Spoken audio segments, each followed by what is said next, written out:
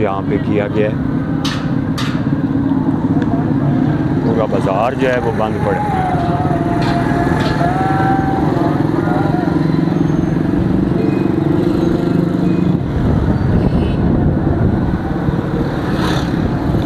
लड़ाइयाँ भी, फोर्सेस पे हमले की भी इत्तलात हैं। इस वजह से जो है क्या मान दो बाप क्या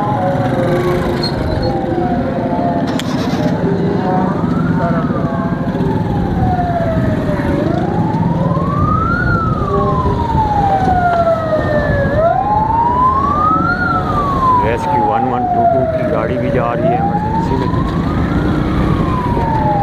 बस बस इस पीछे इतना इंसान नाल है तो लावन की जरूरत नहीं है। चलो चलो चलो चलो। हाँ, सूरत हाल शहर की काफ़ी कशीदा है। हाँ जी, रेस्क्यू तो वैसे चक्कर है मुझे लगता है। चलो चलो क्रॉस करो।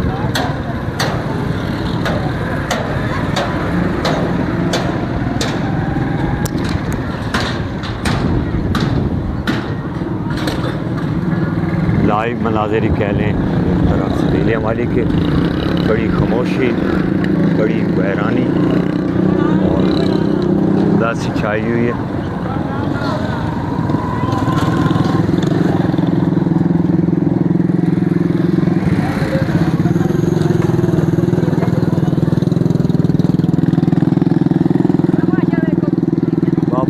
कोई नहीं, मुझे लगता है जो चले गए